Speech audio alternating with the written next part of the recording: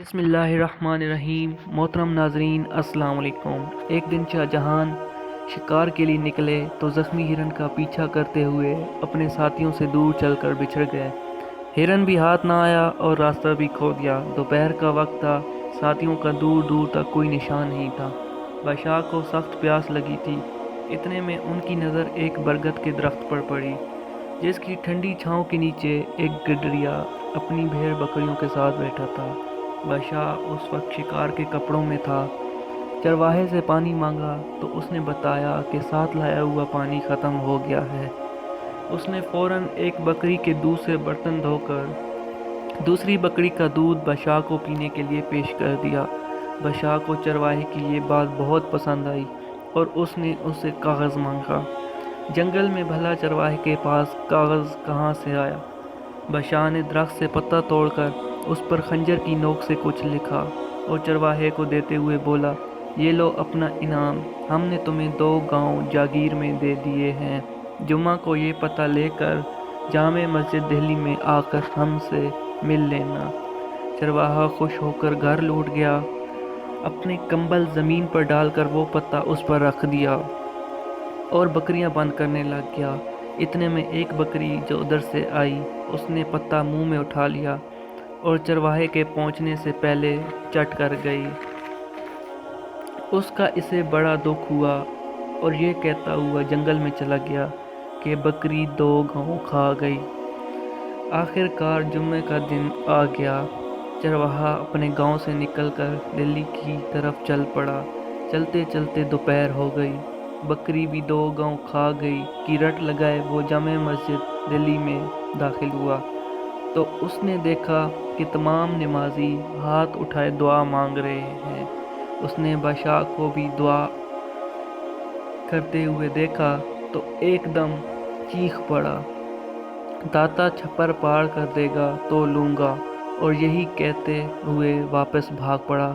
اور بادشاہ نے اسے نماز کے بعد بہت تلاش کیا لیکن نہ ملا۔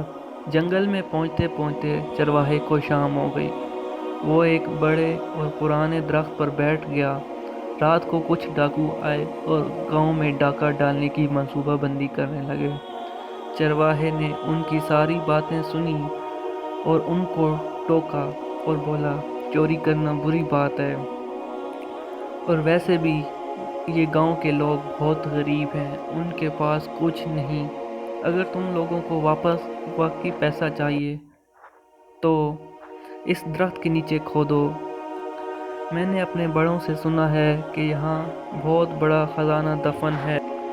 یہ کہہ کر چرواہا گاؤں کی طرف داتا چھپر پار کر دے گا تو دوں گا کی رٹ لگاتا چلا گیا، اور ڈاکوؤں نے بہت بڑی بحث کے بعد کھدائی شروع کی اور وہاں سے سچ مچ کے 2 بڑے برتن نکل آئے۔ جیسے ہی ان لوگوں نے برتن کھولے تو ان میں سانپ اور بچھو بھرے ہوئے تھے۔ ڈاکوؤں کو یہ دیکھ کر بہت غصہ آیا اور وہ برتن لے کر گاؤں کی طرف چل پڑے۔ ایک جھونپڑی سے چرواہے کی آواز آ رہی تھی۔ انہوں نے وہ دونوں برتن اس چرواہے کے گھر میں الٹ دیے تاکہ سانپ اور بچھو اسے ڈس لیں، لیکن ان برتنوں سے اشرفیاں گرنے لگیں اور اس کے شور سے گاؤں کے تمام لوگ جاگ گئے۔ ڈاکوؤں نے گاؤں والوں کو جاگتا دیکھ کر وہاں سے بھاگنا غنیمت سمجھا۔ چرواہا اپنی جھونپڑی سے باہر آیا اور آنگن میں اشرفیاں دیکھ کر زور زور سے نعرہ لگانے لگ گیا، داتا تو سچا ہے، تو نے مجھے چھپر پار کر دیا۔ اگلے صبح بادشاہ کے ملازم بھی گاؤں پہنچ گئے اور اسے پکڑ کر دربار لے گئے۔ چرواہے نے بادشاہ کو سارا واقعہ سنایا اور یہ بھی بتایا کہ میں نے یوں آپ سے انعام لیے بغیر بھاگنا اچھا سمجھا۔ آپ ابھی مسجد میں بیٹھ کر اللہ سے مانگ رہے تھے جو سب کا بھلا ہے، تو میں نے سوچا کہ میں بھی کیوں نہ اس اللہ سے مانگوں جس سے بادشاہ بھی مانگتے ہیں، اور آپ نے دیکھ لیا، اس نے مجھے رات انعام دے دیا۔ اور پھر بادشاہ نے چرواہے کو عزت کے ساتھ اس کے گاؤں بھیج دیا۔ تو ناظرین، اگر آپ اس چینل پر نئے ہیں تو اسلامی قصے اور سبق آموز کہانیاں سننے کے لیے ہمارے چینل کو سبسکرائب کریں۔